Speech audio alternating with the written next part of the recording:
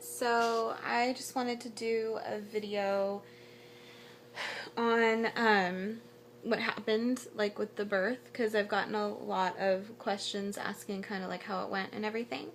Um my water broke at like close to 9 o'clock, well, like 8:50 we'll say, on Tuesday, April 29th. And bless you. And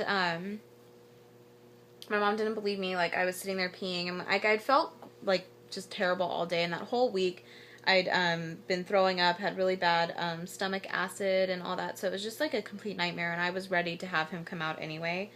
I didn't do anything to speed up the process. I literally just got up to pee that night, and I felt funny anyway when I sat down to pee, and I was like, something's different, and then all of a sudden I felt water come out. And my mom told me, no, you're probably just still peeing. I said, no, it's not even coming out of the same hole. Like, I think my water broke. And so she told me to stand up, and it was like dripping down my leg. She still didn't believe me, so she goes, pull down your underwear. And so I pulled them down, and she saw that like a little bit of the mucus plug was in there, and she was like, oh my God. Because my dad was in St. Louis because he moved one of our family friends over there. And then Paul was in Las Vegas working. And he had just left like two days before. So it was like, we were like, oh my God. So I calmly called Paul and told him he needed to get home because I was having the baby. His boss immediately started looking for flights, and there was nothing. Like, all the flights had gone out for the night. So he had to drive back, and it was about 4.5 hours worth of a drive. So he started driving immediately, and we got to the hospital in like 30 minutes, and I wasn't like contracting or anything. Like, well, if I was, I didn't feel it. But I was just calm, and I was calling people on the way. My mom was totally freaking out. I thought she would be the one that was calm, but she wasn't. So I had to stay calm, so that way it was like at least one of us could, like, we could balance each other out. So I was calling everybody, and then when we finally got to the hospital, the nurse was, like, walking slow to the room and, you know, telling me that she wasn't going to check me because she didn't think I was even that far yet. So I was like, okay, whatever. And so I guess when she went to ask the doctor, like, if I needed to be checked, he said to do it, and I was already at a 3, and that was just, like, in a span of 30 minutes from home to the hospital. So she was like, oh, we'll go ahead and admit you then. And so they gave me a room, and my sister-in-law came. So it was just me, my mom, my sister-in-law, and then my mom's best friend came like shortly thereafter. So it was just us in there, and the contractions started to pick up a little bit. Then my grandma showed up, and it got to the point where I literally felt like I wanted to climb out of my own skin. Like, I did not know what to do for myself, and they kept asking me, what do you need, what do you need? Finally, I just took a cold washcloth, and the only thing I could think of to do was to just put it over my face. Like, I just needed to be, like, in my own little box. I don't even know how to explain it. And I'm not a screamer or anything. Like, you know, if I'm in pain, I kind of just deal with it. So I just sat there, and I was breathing through it. And I told my mom at one point, I go, my body is shaking, and I feel like I have to poop. And she goes, you need to get the nurse in here, have them check you. And I was like, okay. So got the nurse in, and she checked me, and I was at like a 6, 7. So she said I could have an epidural, which I did. And honestly, the IV hurt way more than the epidural. Like, the epidural did not bother me at all. It's a scary thought, but it didn't bother me at all. Like, it did not, I literally didn't even feel it. So, and this was like 2 hours from when I actually checked in. So I progressed really quick. And got the epidural. They sat me up, and I threw up twice because it made me a little queasy. Then I just felt itchy. And then Paul showed up, like, I think an hour later, which was good because he didn't get to see me in pain and everything, because I think that really would have freaked him out. But he was exhausted and trying not to fall asleep. And then I started to feel more and more pressure. And I told my mom, you know, I was like, no, you know, we'll wait. I don't need to be checked. I don't need to be checked. Well, the nurse came in and was like, oh, you're at, you know, we can go ahead and have you start pushing. I was like, oh, okay.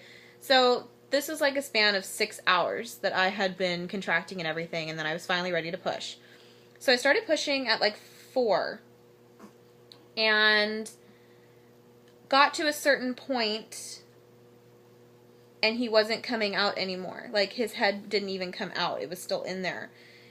And I pushed for an hour and a half like that, and I was getting so tired, and everyone else was just like, oh my god, and everyone could see that I was just like, I can't do this anymore. I was exhausted. And my mom finally stepped in and said, when can we get the doctor in here to help her? Like, what can we do for her? Because I was sitting there thinking, I can't push anymore. He's gonna end up having to do a C-section on me. Oh my god. We got the doctor in, he checked, and he said, oh, the baby's facing the wrong way. Like, instead of being face down, he was like turned to the side or turned upward or something. So it was blocking the way he needed to come out. And actually, when he did come out, he had like a bruise on his nose and his ear and his arm from being stuck so long. So at my next contraction, the doctor actually turned him so his face was down. And silly boy. And within 30 minutes, he was out.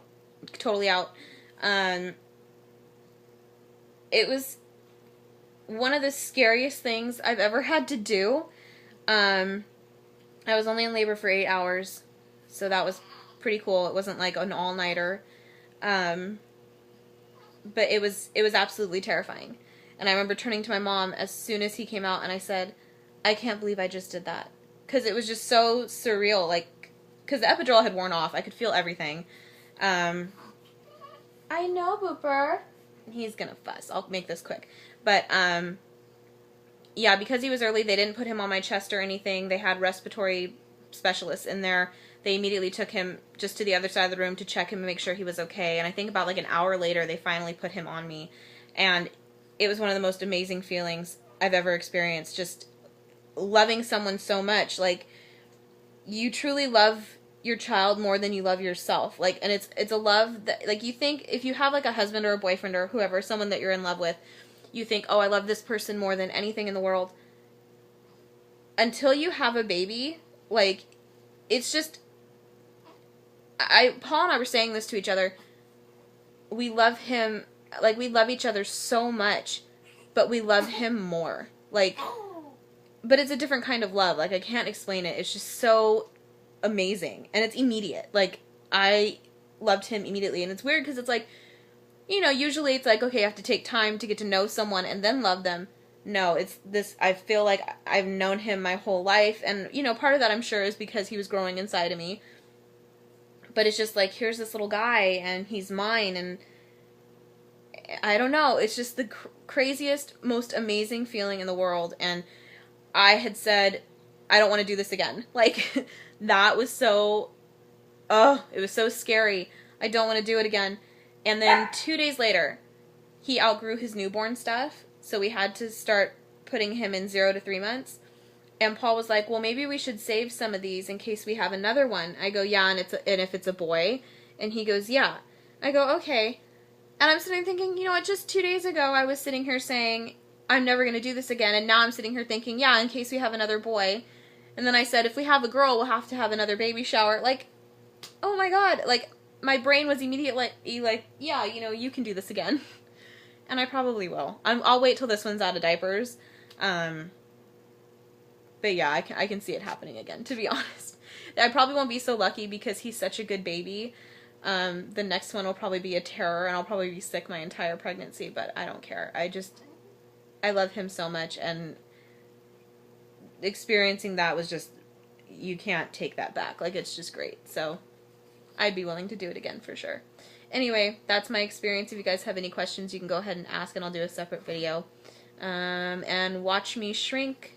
We'll be starting soon. I've already lost like 20 pounds, so yay! Bye, guys.